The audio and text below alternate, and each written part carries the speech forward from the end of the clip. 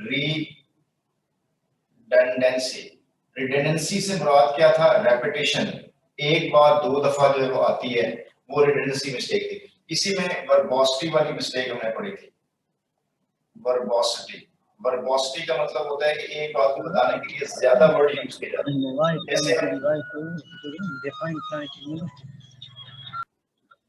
जैसे return back, ये गलत होगा।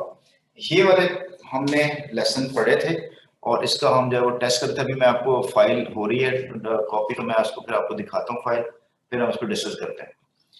इस हवाले से मेरे बच्चों को क्वेश्चन किसी वाले से आपको हो जहन में तो जरूर पूछिएगा, फिर हम आगे बात को चलाते हैं।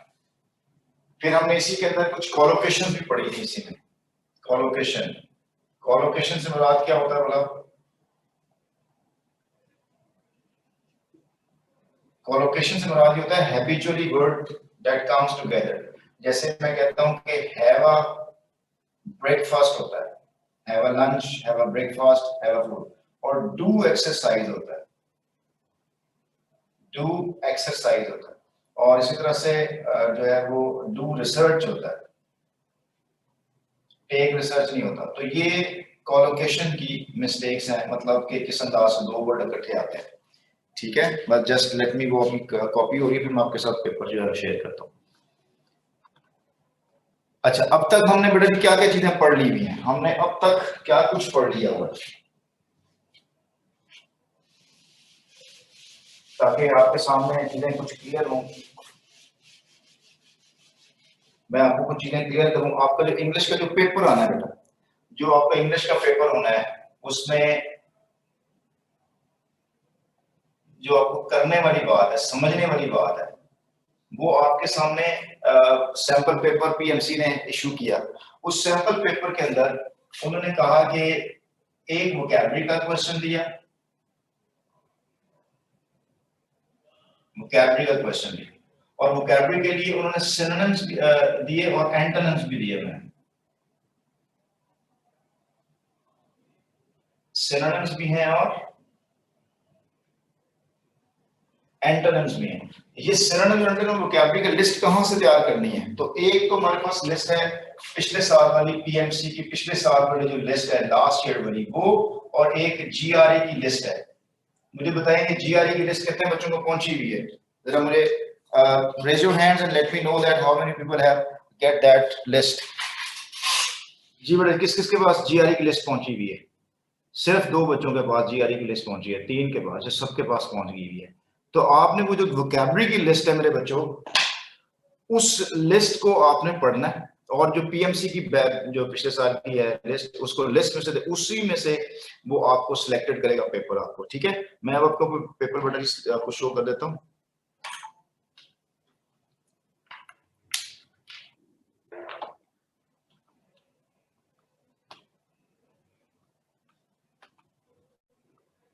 हैंडीकैप्ड,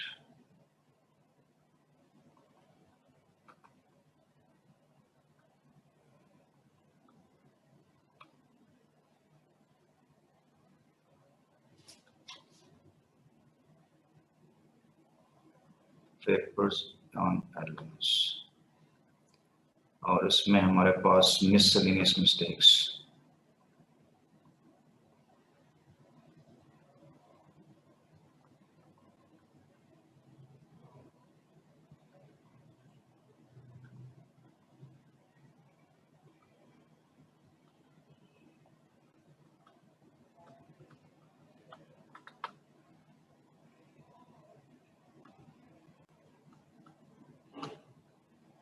लो बेटा, बताएं आपको स्क्रीन पे पेपर नजर आ रहा है बच्चों?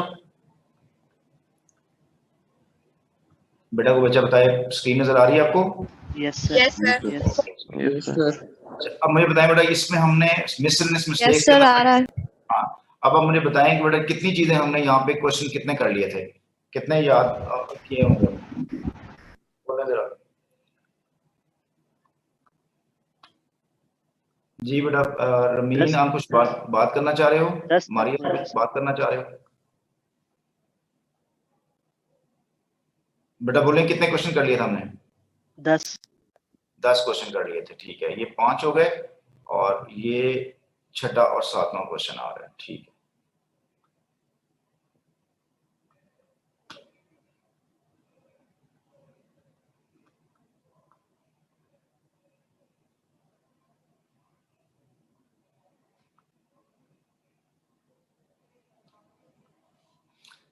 लो बेटा जी, इधर देखें, क्वेश्चन नंबर 6 आपके सामने आ रहा है। देखो मेरे बच्चों, आप लोगों ने एक बात ज़हन में रखनी है, जब भी आपके सामने क्वेश्चन आ रहा होगा, ये जो पीएमसी ने जो पेपर सैंपल आपके सामने शेयर किया है, उसमें इस तरह का पेपर क्वेश्चन नहीं आ रहा जिसमें ही कुडंट स्कार्सली वॉक के नीचे उसने 4 वैल्यू अंडरलाइन किया हुआ है। अब ये पेपर में इस तरह क्वेश्चन पेपर में ऐसे नहीं आएगा। This won't come in the paper like this. वो कैसे दे रहा है? उसने क्या किया, उसने फिल इन द ब्लैंक्स के साथ क्वेश्चन दिया हुआ है। उसने question fill in the blanks में दिया, he dash walk hardly, S के साथ, he dash walk, he dash walk, ठीक है, ही डैश वॉक, और यहां पे उसने कॉमन। अब यहां पे वो उसने 4 ऑप्शन आपको दिए हैं, ए बी सी डी, कि यहां पे क्या होगा, स्कार्सली वॉक आएगा, ठीक है, ही कुडंट स्कार्सली वॉक आएगा, ही स्कार्सली वॉकड आएगा। तो कुड नॉट,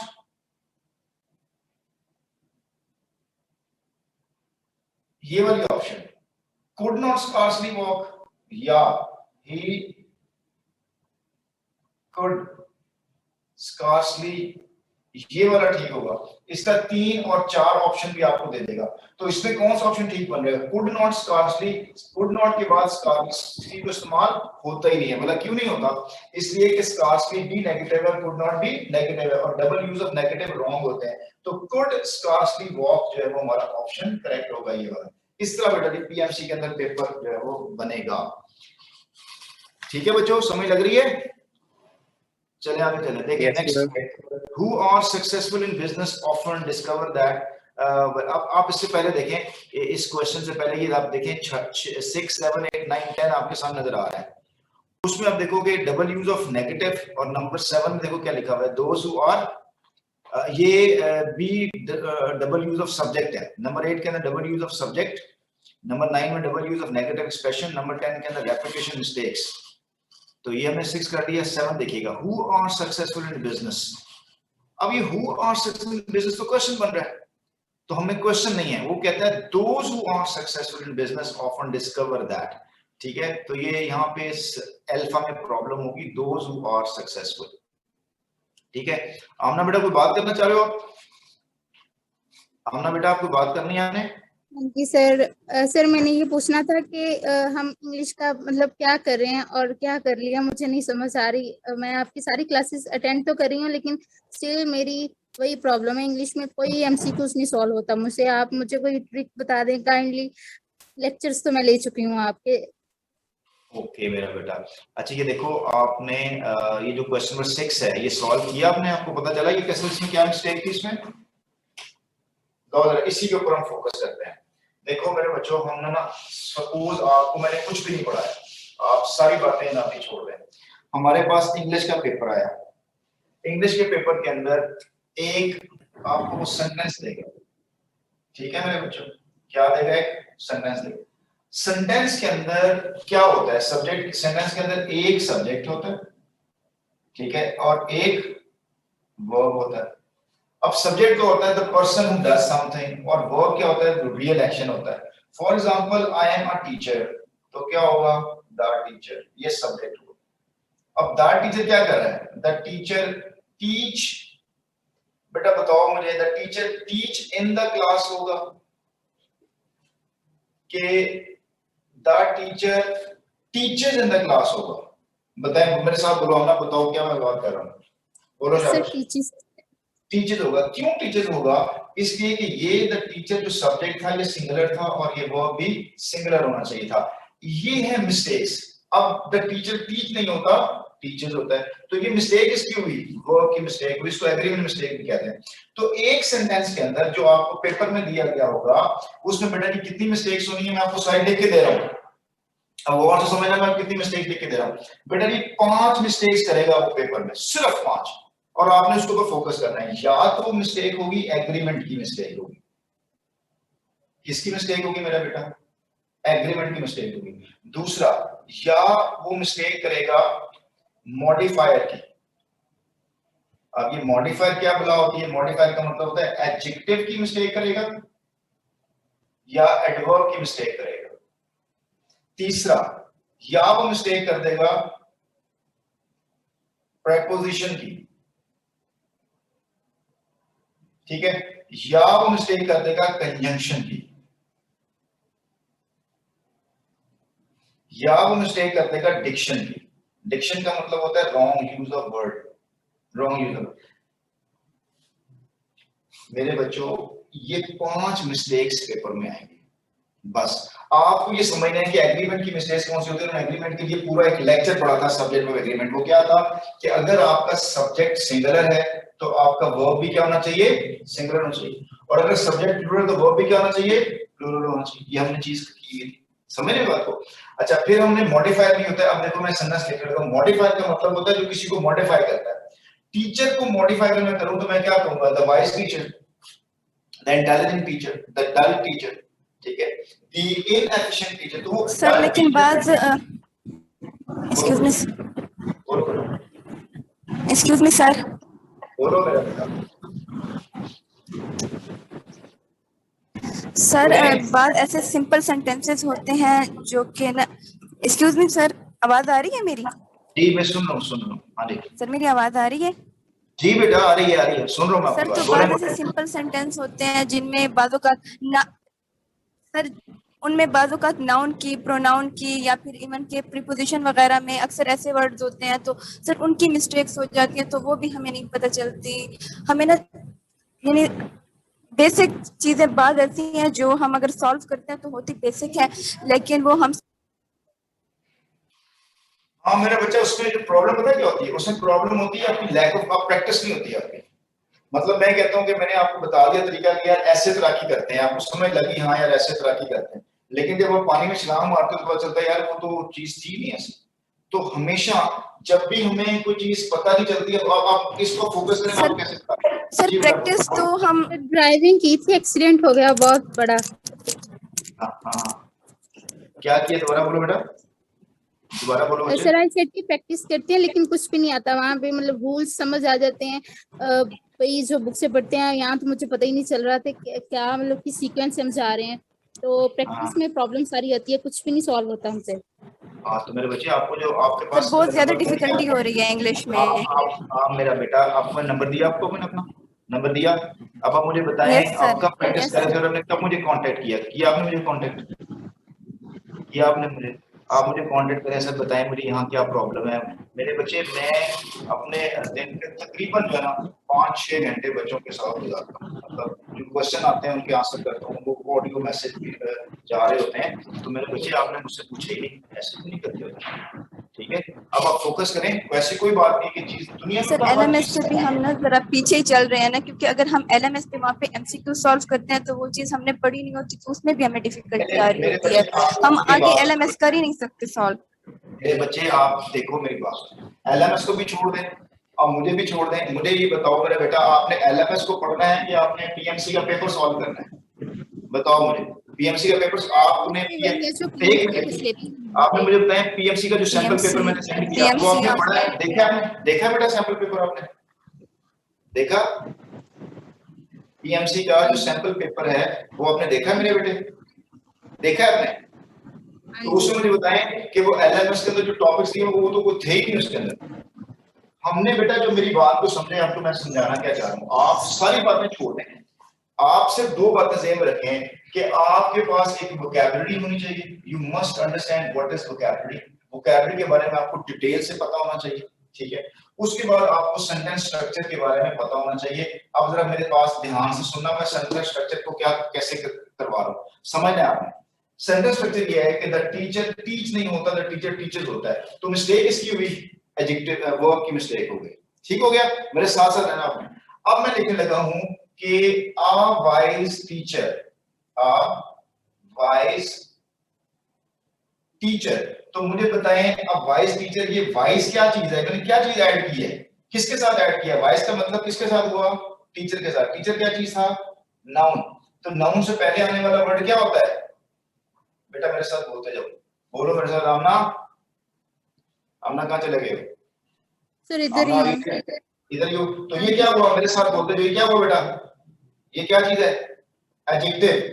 और वाइज टीचर, तो यहाँ पर भी तो टीचर्स ही आएगा ना। अच्छा, अगर मैं टीचर्स की बजाय यहाँ पे इस टीचिंग कर दूं तो गलत तो नहीं है? ये भी ठीक है, इस टीचिंग, ठीक है। तो in the class, in the class होगा कि ऑन द क्लास होगा, इन द क्लास होगा, ऑन द क्लास नहीं होगा, ये प्रेपोजिशन की मिस्टेक थी। तो इसी तरह की सेंटेंस के अंदर मिस्टेक्स होती हैं। अब जरा बात सुने, ये जो वाइज का वर्ड है, अगर मैं ये लगा दूं अ वाइजर टीचर, अ वाइजर टीचर, तो मुझे बताओ बेटा जी अ वाइजर टीचर होगा या वाइज टीचर होगा? वाइजर टीचर नहीं होगा। क्यों नहीं होगा? इसलिए नहीं होगा कि हम टीचर को कंपैरिजन नहीं कर रहे। तो ये इस तरह की जो सेंटेंस में मिस्टेक्स होती हैं, आपको उसका स्लोली एंड ग्रेजुअली आपको अंडरस्टैंड करना है, तो फिर आपको चीजें क्लियर हो जाएगी कि इसमें वर्ब की मिस्टेक है, इसमें एडजेक्टिव की मिस्टेक है, इसमें प्रीपोजिशन की मिस्टेक है। ठीक है, अब एक और बात सुनते जाना। आपको मुझे बताएं बेटा, आपको फ्रेज और क्लॉज का डिफरेंस क्लियर हुआ है कि नहीं हुआ? ये बताओ बेटा, मेरे साथ सामने आओ, बोलो जरा, बोलो बेटा ना, आपको फ्रेज और क्लॉज का डिफरेंस समझ लगा कि नहीं लगा? सर हुआ था। मुझे ये बताओ कि अब vice teacher teacher in class के अंदर जो है वो कितनी फ्रेजेस है, कौन कौन सी फ्रेज है? Sir vice teacher.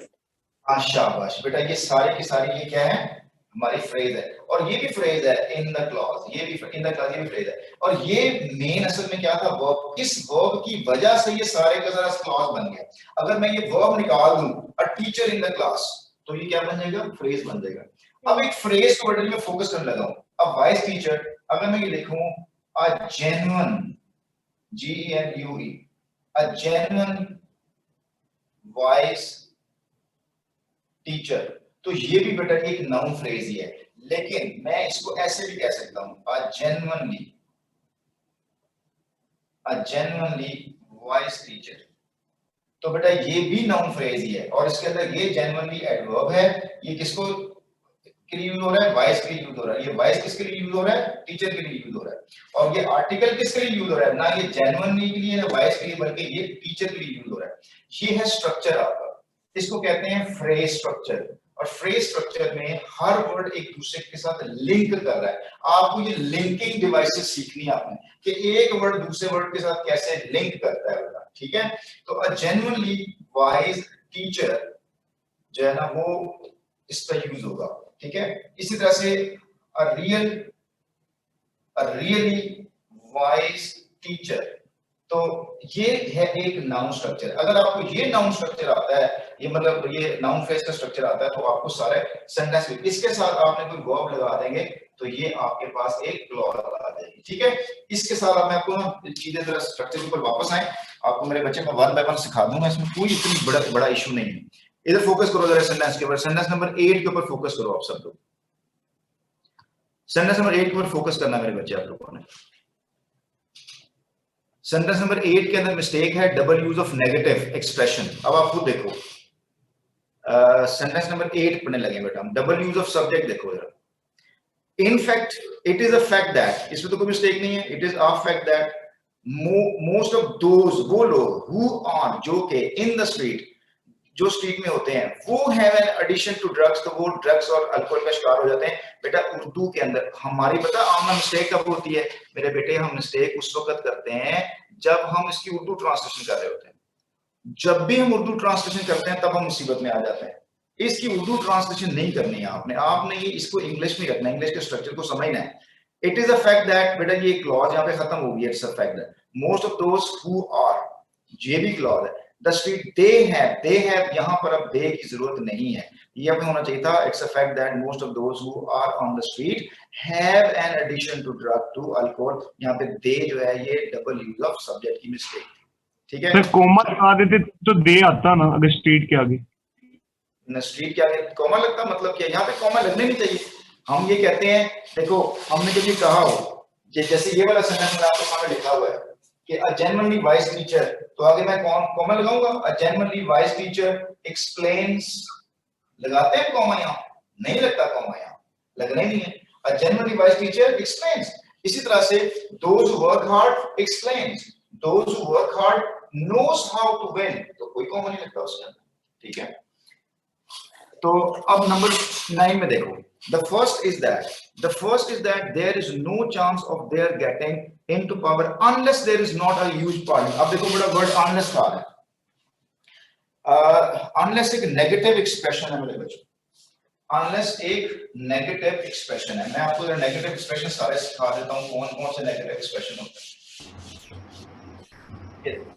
जब कभी सेंटेंस आपका अनलेस के साथ स्टार्ट होता है, अनलेस के साथ, अनटिल के साथ, ठीक है, अनलेस, अनटिल और अनलेस, अनटिल और क्या होता है, स्कार्सली, हार्डली, बेयरली, ठीक है, अनलेस, हार्डली और स्कार और इसके साथ और भी ये 10 के करीब वर्ड है। अनलेस, अनटिल, स्कार्सली, हार्डली के बाद हम नीदर के बाद भी, ये सारे के सारे ऑलरेडी नेगेटिव हैं, दीज आर ऑल नेगेटिव। इनके बाद हम नॉट का वर्ड इस्तेमाल नहीं करते, ठीक है ना। You can not win, you can not win unless, अब और करना जरा sentence, you can not win, आप उस वक्त तक नहीं जीत सकते, अनलेस, जब तक ये, unless you do not work hard, you don't work hard.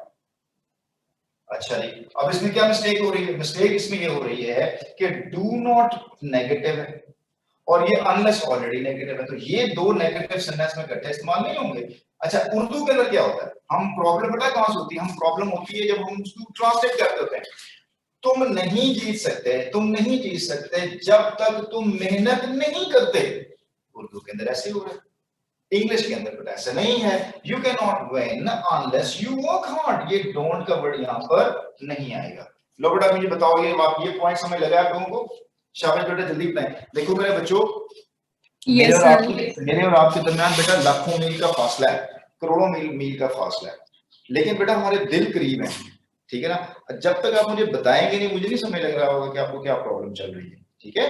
तो मेरे बच्चों, आपको ये मैंने कॉन्टेक्ट नंबर भी इसलिए दिया है, आप मेरे बच्चों मुझसे 100 मरतबा पूछेंगे ना, मैं आपको 101 मरतबा बताऊंगा। I always feel player to tell कि यार आपको क्यों नहीं समझ लग रहा, ठीक है। कि बेटा मेरी जिंदगी में आपका मसला है कि आप कोई चीज क्यों नहीं समझ रहे। ये ऐसे ही है कि जैसे मरीज डॉक्टर के पास आता है तो बेटा डॉक्टर की जिम्मेदारी होती है कि वो मरीज को ठीक करे उसको, लेकिन उसमें एक फैक्टर बेटा अल्लाह ताला का फैक्टर भी होता है ना, अल्लाह ताला भी होता है, किस्मत भी होती है, वो भी इन्वॉल्व होते हैं। लेकिन as far as I try my level best to make you understand कि चीज समझ में आ रही है। तो यहाँ पे बेटा आपको समझ लगी बात। It is a fact of those who are on street, they have ये वाला, the first is that there is no chance of their getting into power unless आ गया ना। अब अपने कान खड़े कर लेने हैं कि unless के बाद कोई नॉट नहीं आएगा, तो unless there is a huge parliament होगा, नॉट नहीं आएगा, ठीक हो गया मेरे बच्चे। नंबर 10 unless से पहले कॉमा लगाएंगे?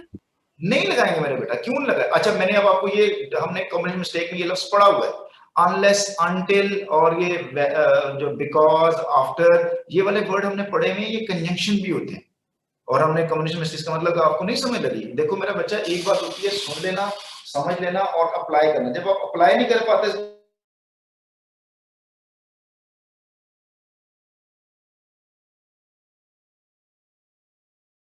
क्लॉज बनाता है बेटा अनलेस, जब ये क्लॉज बना रहा होता है तो ये देखो बेटा, इसको भी देखना गौर से। मैंने सेंटेंस लिखा, इसी को सेंटेंस में देखो, अनलेस मैंने सेंटेंस के स्टार्ट में लिखा unless you work hard, unless you work hard होगा, अनलेस यू वर्क हार्ड या unless you don't work hard, बताओ क्या होगा, अनलेस यू वर्क हार्ड। तो बेटा यहां पर कॉमा लगेगा, unless you work hard you cannot win, you cannot win। अब देखो बेटा, ये एक सेंटेंस है, एक फुल स्टॉप है और एक ही सेंटेंस है, एक फुल स्टॉप एक सेंटेंस होगा। इसमें दो क्लॉज है, एक अनलेस यू वर्क हार्ड वाली और यू कैन नॉट विन वाली। ये कैन नॉट विन इसके साथ था, अनलेस यू वर्क हार्ड के साथ यहां मैंने डू नॉट इस्तेमाल नहीं किया। इसको मैं दूसरा change, you can not win unless you, तो फिर अनलेस से पहले कॉमा इस्तेमाल नहीं होगा। ये बात हमने बेटा कॉम्बिनेशन मिस्टेक्स में पढ़ी थी, ठीक है। अब आप मुझे बताओ कितने बच्चों को ये कॉम्बिनेशन मिस्टेक्स वाला ये पॉइंट हमने डिस्कस नहीं किया। कोई बच्चा बताए कि हमने डिस्कस नहीं किया था, नहीं किया था डिस्कस? हाँ, तुम सच बोलना बेटा, नहीं किया तो बता रहे हैं कि सर नहीं किया था, तो हम ये चीजें दोबारा डिस्कस कर लेंगे। मेरे बच्चों एक बात कैटेगोरिकली समझें, सुने बेटा, सारे बच्चे सुनो मेरी बात को। मैं कितने बच्चे यहाँ पे देखें मेरे बच्चों, 82 बच्चा मेरी बात को सुन रहा है, सुन रहे हो कि नहीं सुन रहे, मुझे अब नहीं पता कि आप मुझे सुन रहे हैं कि नहीं सुन रहे। लेकिन एक बात याद रखना मेरे बच्चों, आपकी पीएमसी का टेस्ट 2 चीजों का टेस्ट है, एक आपकी वोकैबुलरी का, दूसरा सेंटेंस स्ट्रक्चर का टेस्ट है मेरे बच्चों। मेरे साथ बोले यार आप लोग, आप इससे करें मुझे आवाज आए कि आपकी बोले। इसका टेस्ट है, जल्दी जल्दी बोलो। नंबर 1 vocabulary और sentence structure। और नंबर 2 क्या है? Sentence structure. बेटा सेंटेंस स्ट्रक्चर ये है मेरे बच्चों, सेंटेंस स्ट्रक्चर ये है मेरे बच्चों कि वर्ड एक सेंटेंस में कैसे अरेंज होते हैं, how words are arranged in a sentence, that is called diction, that is called syntax। आपको बेटा सिंटैक्स आता है तो आपको बेटा की सारी विधि आती है, आपको कोई फर्क नहीं पड़ता कि ये एलएमएस में क्या दिया हुआ है, फलानी किताब में क्या दिया हुआ है, फलानी किताब में दिया हुआ है। बेटा वो तो एक मेथड्स दिए हैं कैसे तैयारी करते हैं, और आप एक दिन में तैयारी कर सकते हो, एक दिन में एक लेक्चर में तैयार कर सकते हो, ठीक है। तो मुझे आपने बेटा ये बताना था ना कि ये चीजें नहीं समझ लगे, ठीक है। तो अब हमने कहां से स्टार्ट किया, हमने बेटा सेंटेंस स्ट्रक्चर से आगाज किया, और सेंटेंस स्ट्रक्चर फ्रेज से स्टार्ट होता है, वर्ड से स्टार्ट होता है, ठीक है मेरे बच्चों। अच्छा जी, कम्युनिकेशन मिस्टेक्स हो गई। अच्छा अब हम कर रहे हैं मिसलेनियस मिस्टेक। मिसलेनियस मिस्टेक क्या होती हैं? डिफरेंट टाइप्स की मिस्टेक्स, ठीक है। और मैं बच्चों आपको ऐसा करते हैं, हम एक एक्स्ट्रा क्लास लेते हैं, एक्स्ट्रा क्लास हम अरेंज करके तो हम उसमें चीजें अंडरस्टैंड कर लेते हैं। आज ही मैं आपको तय करता हूं, उनको एक एक्स्ट्रा क्लास उन बच्चों के लिए लेते हैं जिनको ये प्रॉब्लम्स आ रही है, हमने उसके लिए उनको एक्स्ट्रा क्लास अरेंज कर देते हैं। अच्छा जी आगे चलिए मेरा बच्चों। अब मिसलेनियस जी बेटा बोलो। सर अनलेस और अनटिल में डिफरेंस बता दें कि ये वाले कहाँ यूज होता है, अनलेस और अनटिल। अब बेटा अनलेस और अनटिल प्रेपोजिशन है, ये प्रेपोजिशन ऑफ टाइम भी है और ये कंजंक्शन भी है। अनलेस में हम करते हैं कि इसका मतलब होता है अगर आप चाहते हो तो, ठीक है। अनलेस का मतलब होता है अगर आप चाहते हो तो यहाँ पे ना असल में अनटिल आना चाहिए, अनटिल यू वर्क हार्ड। और अनटिल का मतलब होता है जब तक तुम ये करोगे नहीं। एग्जांपल मैं आपको देता हूँ, मैं कहता हूँ कि सर यहाँ पे अनलेस ही आना चाहिए आई थिंक। मतलब ये है कि अनलेस भी, देखिए अनटिल ज्यादा बेहतर है इसमें। अनलेस में होता है only if. Sir excuse me, जी बेटा बोलो बोलो। अनटिल तो सर कोई टाइम के लिए नहीं, मतलब कोई स्पेसिफिक टाइम हो, मतलब नहीं मेरा बच्चा नहीं, सुनो, अनटिल उस वक्त आता है जब तक कि वो काम पूरा नहीं हो जाता। मतलब मैं कहता हूं कि तुम यहां से उस वक्त तक मैं क्लास पढ़ाना नहीं छोड़ूंगा जब तक आपको समझ नहीं आ जाएगी। अब आपको जब समझ कब आएगी, अब जब जी 2 घंटे ले लें 3 घंटे ले लें, जब तक काम नहीं होगा until you understand I won't leave the class, ठीक है। अच्छा अब अनलेस कब आता है? हाँ अगर ऐसा हो जाए तो, हाँ अगर ऐसा हो, मतलब I do not pick my call until it is unless it is urgency। हाँ कोई urgency हो तो मैं उठा लूंगा। until the class is over, अब until the class, जब तक क्लास खत्म नहीं होगी मैं फोन नहीं पिक करूंगा। हाँ अगर कोई इमरजेंसी है तो फिर तो हाँ, अगर इमरजेंसी है तो फिर अनलेस के साथ पढ़ दो, ठीक है। तो वो प्रेपोजिशन है, उसमें हम प्रेपोजिशन के लेसन में पढ़ेंगे इसको। अभी हम पढ़ रहे हैं मिसलेनियस मिस्टेक्स पढ़ रहे हैं, ठीक है। चलो अनलेस कंडीशन के लिए और अनटिल टाइम के लिए नहीं बेटा, ये जो ना ये हाफ इंफॉर्मेशन है मेरा बेटा, ये हाफ इंफॉर्मेशन है, कंप्लीट इंफॉर्मेशन नहीं है मेरे बच्चों, ये हाफ इंफॉर्मेशन है। कंप्लीट इंफॉर्मेशन ये है, ये बेटा देखो ग्रामर 3 तरह की होती है।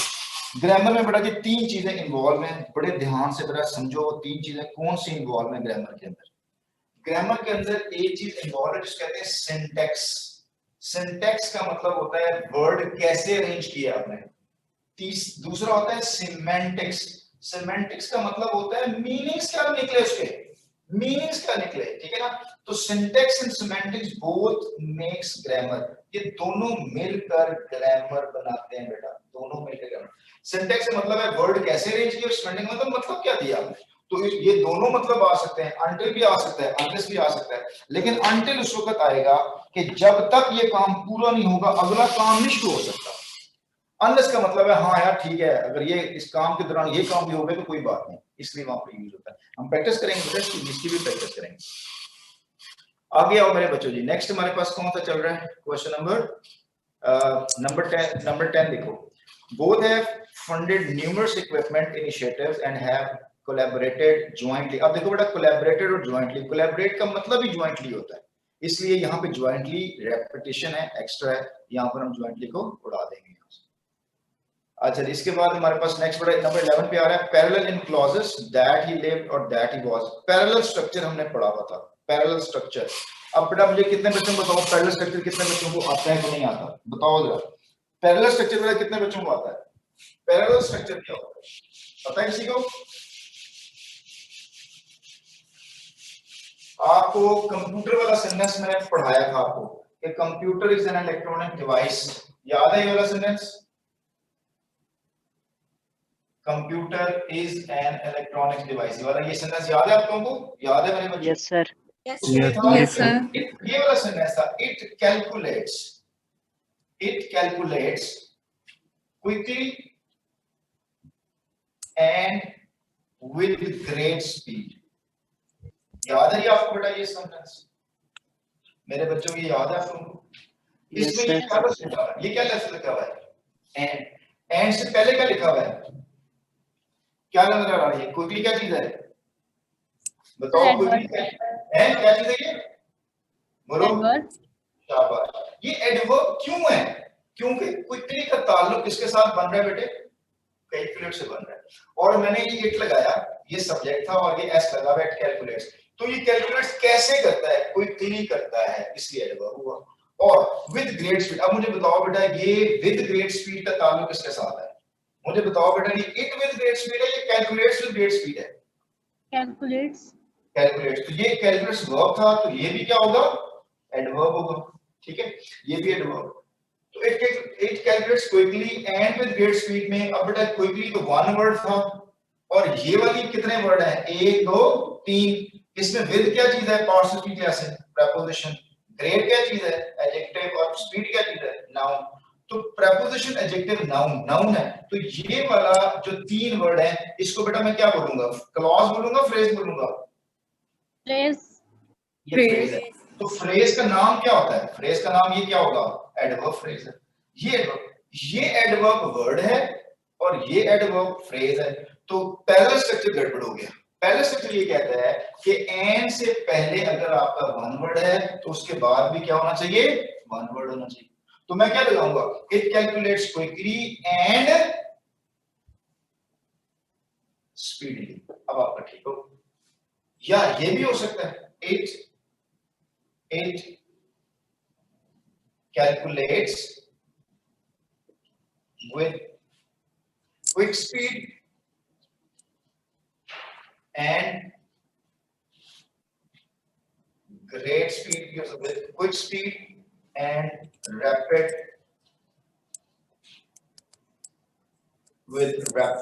action. अब बेटा देखो with great speed and with rapid action। बेटा ये मीनिंग में तो कोई फर्क नहीं पड़ा, ये भी फ्रेज बन गई और ये भी फ्रेज बन गई। अब ये पैरेलल स्ट्रक्चर दोनों ही ठीक है, लेकिन मुझे बताओ बेटा it calculates quickly and speedily को प्रेफरेंस देंगे कि it calculates with quick speed and with rapid action के साथ किसको रेफरेंस देंगे? ये शॉर्टर कंस्ट्रक्शन को हम इंपॉर्टेंस देंगे और इसको हम इंपॉर्टेंस नहीं देंगे। अगरचे ये गलत नहीं है, मेरी बात समझ लग रही है आपको? तो ये है पैरेलल स्ट्रक्चर। पैरेलल स्ट्रक्चर ये कहता है, अब देखो बेटा पैरेलल स्ट्रक्चर चेक करो क्या होता है। Norma entered the room, Norma entered the room,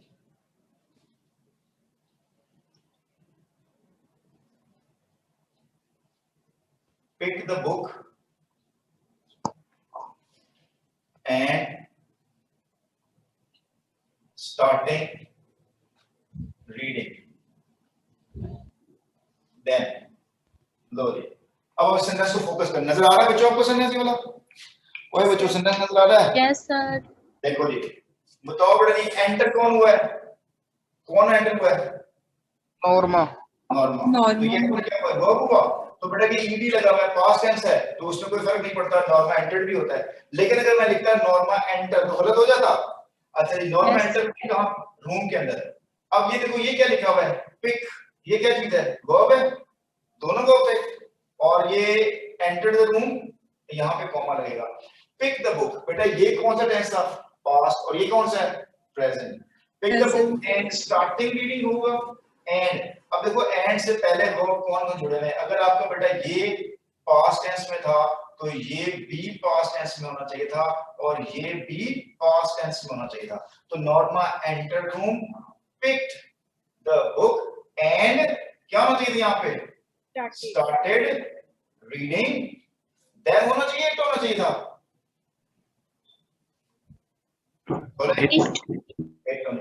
अब ये क्या चीज है? प्रोनाउन। प्रोनाउन किसकी जगह पे यूज होता है? नाउन की जगह पे। तो किसको पढ़ा उसने? द बुक को। तो बुक के लिए क्या वर्ड यूज होता है? It use.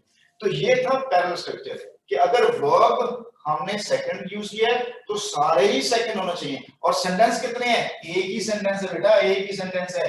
एक ही सेंटेंस के अंदर, एक ही सेंटेंस के अंदर अगर वर्ब एक से ज्यादा आ रहे हैं तो उनकी फॉर्मेशन सेम होनी चाहिए। इसको पैरेलल स्ट्रक्चर कहते हैं। इसको पैरेलल स्ट्रक्चर कहते हैं। देखो एक और एग्जांपल देखें पैरेलल स्ट्रक्चर की। he wanted to read and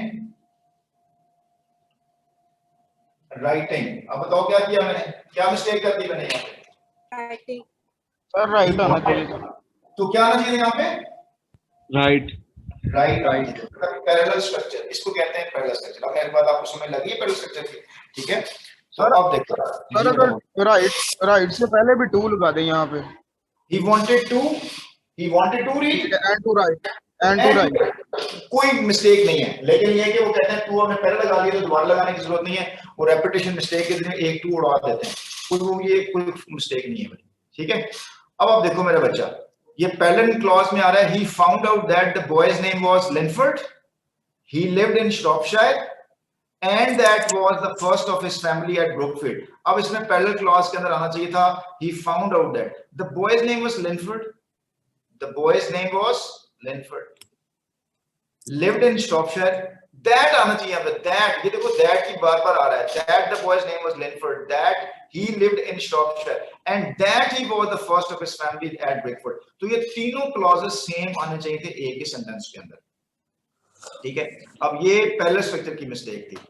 अब नंबर 12 देखें। इसमें if for example other people will come back. जी वकार बेटा क्या कहना चाहते हो? बोलो जरा, बोलो बेटा क्या कहना चाह रहे हो? Sir, for question number 11, it says that he found out that the boy's name was Linford, who lived in couldn't you instead of you could have wrote who lived in Shropshire? ठीक है, absolutely correct। ऐसा भी हो सकता है, who lived in Shropshire कर सकते हैं, who lived in Shropshire। तो फिर बेटा आगे ना and नहीं लगेगा, फिर नहीं लगेगा। who lived in Shropshire and was the first of his family at Brookfield। तो फिर ऐसे लगेगा। फिर हमने सारा सेंटेंस ही चेंज कर दिया, वो तो सेंटेंसेस चेंज ऑल टुगेदर। तो ये ऐसे जब सेंटेंस आते हैं इसमें हमने फोकस किया पैरेलल स्ट्रक्चर के ऊपर कि that the boy's name was Linford, that he lived in Shropshire and that he was the first of his family। ये rhetorics हैं। rhetorics में we keep the phrase same, structure same, इसलिए हम यहाँ पर that लगाएंगे यहाँ पे। ठीक है। rhetorics के लिए वाले से ऐसे होता है। इसको नंबर 12 के अंदर if for example other people will come back on the क्या लिखा हुआ है ये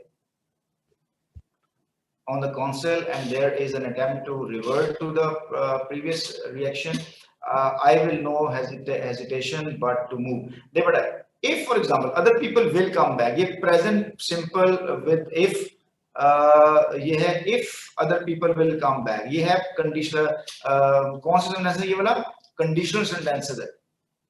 तो कंडीशनल सेंटेंसेस में बेटा बताएं कितने बच्चों को कंडीशनल सेंटेंसेस कौन सा क्लियर है? मैंने आपको प्रैक्टिस करवाई थी बेटा कंडीशनल सेंटेंसेस की, याद है कि नहीं याद? लो बच्चे बताओ जल्दी से, याद है? इफ के साथ हम विल इस्तेमाल नहीं करते मेरा बेटा, इफ के साथ हम जो है ना वो विल इस्तेमाल नहीं करते। तो if other people come back on the concept and there is an attempt to prevent to the previous practice, I will have no hesitation but to move. तो बेटा इफ के साथ विल का इस्तेमाल नहीं होगा। इससे से double use of would. The mayor said that he would, यहाँ पे भी ही वुड लिखा हुआ है और यहाँ पे भी लिखा हुआ है the problem would not arise. तो ये दो वुड इकट्ठे इस्तेमाल नहीं होंगे। इससे से नंबर 14 में bucks should have no problem beating Helena Hellenic who are going through their most worst. तो 13 का करेक्ट फॉर्म क्या होगी? बेटा इस एक वुड को खत्म करें यहाँ से। The mayor said that he, यहाँ पे आप करेंगे ही हैड केप्ट के साथ आ जाएंगे। he would be को उड़ा दें यहाँ पे, that he would be keeping a close eye on the building to try and ensure the problem did not arise again के साथ आएगा यहाँ पे, and the problem did not arise again। यहाँ would not या did not आ जाएगा। यहाँ would not ठीक है, लेकिन यहाँ पे हम did not करेंगे क्योंकि डबल यूज ऑफ would इस्तेमाल नहीं होता। अच्छा जी, इसके बाद डबल, हाँ जी फर्स्ट वाला वुड भी रिमूव होगा बेटा, सेकंड वाला रिमूव करेंगे, सेकंड वाले को रिमूव कर देंगे। इंश्योर के साथ जो है ना वो डिड के साथ हम यूज करते हैं, इंश्योर के साथ हम वुड नहीं यूज करते। And ensure the problem did not arise again, यहाँ पे प्रॉब्लम होगा डिड नॉट।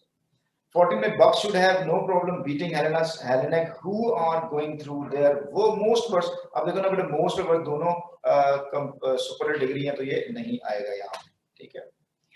लो ये बड़ा बच्चा, ये अब करेक्शन ये आ गया 15 में we ordered, double use of comparative, we ordered to more bigger नहीं होगा ना, सारी बातें तो आसान सा more bigger नहीं होगा। अच्छा जी, इसके बाद आ जाए 16 पे, neither nor वाला रूल है। The mail carrier will allow neither ice nor snow to keep her from delivering the mail on time। बेटा जी neither के बाद अगर noun होगा तो nor के बाद भी noun होगा, neither के बाद verb होगा तो nor के बाद भी verb आएगा। तो यहाँ देखो बेटा neither ice लिखा हुआ है लेकिन यहाँ पे nor के बाद will लिखा हुआ है, बीटा में गलत है। तो चार्ली में neither ice तो लिखा हुआ है लेकिन neither के साथ क्या लगाया हुआ है, और गलत किया हुआ है। इधर से she will के साथ करके गलत किया तो लिहाजा ऑप्शन होगा अल्फा करेक्ट, ठीक है। इसमें बेटा जी देखें कोई प्रॉब्लम है तो बेटा मुझसे, मेरे बच्चों आज आपने जरूर मुझसे राब्ता करना है। वो सारे बच्चे जिनको प्रॉब्लम हो रही है, they are feeling, they are upset about it, मुझसे राब्ता करें, उनके लिए मैं एक एक्स्ट्रा क्लास है ना वो मैं अरेंज करूंगा उन लोगों के लिए। अच्छा जी, अब देखो जरा number 17, the chief of police demanded from his assistants an orderly investigation, a well written report and work hard. अब ये पैरेलल स्ट्रक्चर है बेटा, अभी पैरेलल स्ट्रक्चर का मतलब ये है कि एंड से पहले और बाद वाले वर्ड सेम होने चाहिए, ठीक है। तो देखो इसमें कौन कौन चीजें हैं, the chief of police demanded from his assistant on orderly investigation, an orderly investigation, a well known report और हार्ड वर्क। अब देखो यहाँ पे क्या आ रहा है, एन ऑर्डरली इन्वेस्टिगेशन बेटा noun phrase, a well written report noun phrase, और वर्क हार्ड ये नाउन फ्रेज नहीं है। यहाँ पे उसने क्या कर दिया, and they work hard clause लगा दी उसने, यहाँ पे क्या कर दिया फिर क्लॉज लगा दी उसने, तो ये वाला ठीक होगा। The chief of police demanded from his assistants an orderly investigation, a well-written report, and hard work, बेटा work hard नहीं होगा, work hard जो है ना एक किस्म की वो बन गया है, ये फ्रेज क्लॉज बन गई है, work hard work verb है, hard adverb हो जाएगा। यहाँ पे and hard work ये वर्क नाउन है और ये एडजेक्टिव पहले। बेटा इसको मुझे समझाने दें, ये मजेदार बात है, सुनिएगा, मदद सुनिएगा आप ना बेटे, एक बात को ध्यान देंगे सारे बच्चे, एक मिनट सुनिएगा, बड़े ध्यान से मेरी बात को सुनना रहे। ये जो सारी प्रॉब्लम थी ना, मुझे असल में यूं लग रहा है कि आप लोगों को समझ इसलिए नहीं लग रही है कि आपको ना एक सेंटेंस स्ट्रक्चर का नहीं पता, इसको आप समझिएगा बेटा। मैं अब आपके लिए सामने एक सेंटेंस स्ट्रक्चर लिखने लगा हूं, ध्यान देना मेरा बच्चों, सारे बच्चों। मैं सेंटेंस लिखने लगा हूं कि a snake was creeping, ठीक है, मेरे साथ है ना सब लोग बच्चों? ओ बच्चों मेरे साथ हो, सुन रहे हो कि नहीं सुन रहे? Yes, sir. Yes, sir.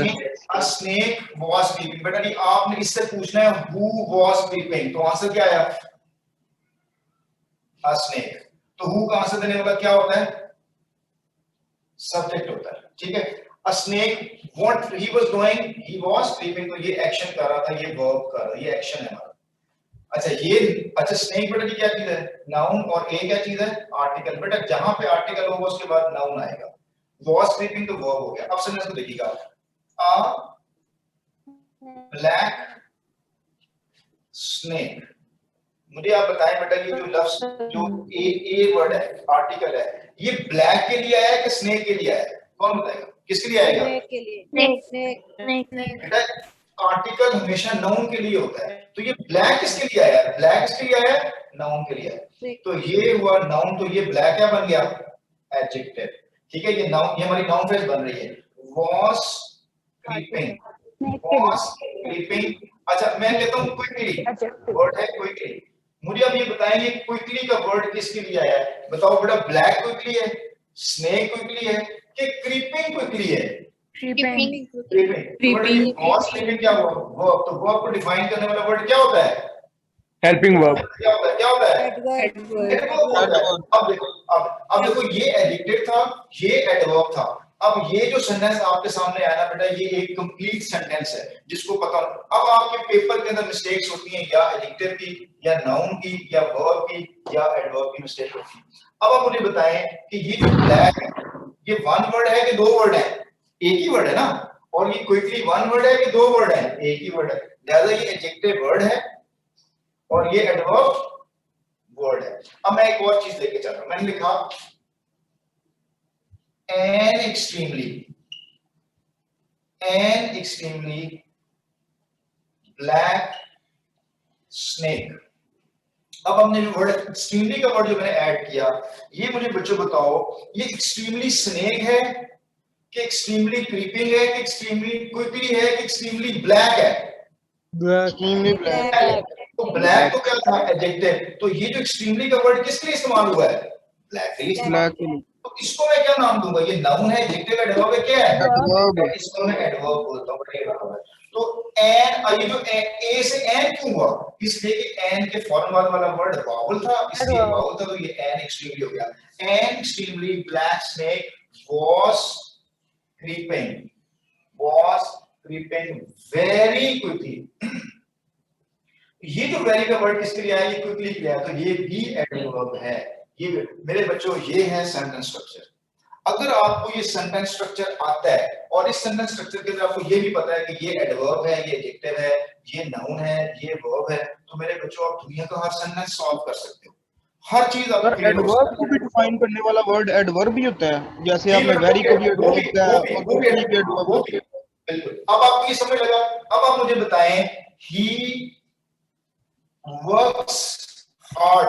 तो मेरे बच्चों ये बताओ मुझे कि वर्क्स तो हो गया वर्ब, तो ये हार्ड क्या हुआ? Adverb. क्या हुआ? एडवर्ब। क्यों? इसलिए कि ये वर्क्स बता रहा है कि वर्क्स क्या है, वो हार्ड है। अच्छा, हिज हार्ड वर्क। अब मुझे बताओ, है तो ये भी हार्ड है, तो ये भी हार्ड है, लेकिन ये हार्ड किसको शो कर रहा है? वर्क को। और यहाँ पे वर्क ऐसे नाउन के तौर पर, his hard work page him of, page him, तो पेज वर्ब है, ठीक है। तो इसका मतलब कि ये नाउन हुआ, तो नाउन से पहले वाला वर्ड क्या हुआ? एडजेक्टिव। तो मेरे बच्चों ये एडजेक्टिव है और ये एडवर्ब है, ठीक है। अब मेरे बच्चों आपको समझ लग रही है बात की कि नहीं लगी समझ आपको? Yes sir. अब कुछ पता चला, कुछ तसल्ली हुई आप लोगों को बच्चों? ओ बेटा, कुछ तसल्ली हुई कि नहीं हुई? जी बेटा बोलो। सर वेरी क्विकली में वेरी क्या है? आपने क्या बताया? वेरी एडवर्ब, ठीक है, वो एडवर्ब हो जाएगा। डन। अच्छा, अब मेरे बच्चों ऐसा है कि मैं आपको ना ये पेपर आपके पास होगा या नहीं होगा, मुझे आपने टेक्स्ट करना है कि आपको मैं सेंड करूं, इसको पढ़िएगा, देखिएगा, ताकि हम इसमें से मजीद चीजों को अंडरस्टैंड कर सकें। और जिन जिन बच्चों को जरूरत है एक्स्ट्रा क्लास की, वो मुझे बताएंगे, मैं उनके लिए अरेंज करूंगा एक्स्ट्रा क्लास, ताकि ये चीजें डिटेल से जो ना जीरो से समझा सकूं उसको। मैं मेरे साथ बेटा जी कोऑपरेट करना है आपने। कोऑपरेट विद मी वर्ब है, कोऑपरेटिव एडजेक्टिव है, कोऑपरेटिवली एडवर्ब। बेटा इसको सीखना है मेरे बच्चों आप लोगों ने। और समझ गए हो कि समझ नहीं समझ रहे हो? Yes sir. चलो बेटा, मेहरबानी आपको, अल्लाह आपको ख्याल हम क्या करे, दुआएं निकल रही मेरी आपके लिए, ठीक है। Please cooperate with me. Okay बेटा जी, सी यू टुमारो। इंशाल्लाह इसको हम खत्म करेंगे और मेरे साथ रहिएगा। अल्लाह हाफिज़। अल्लाह हाफिज़। अल्लाह हाफिज़।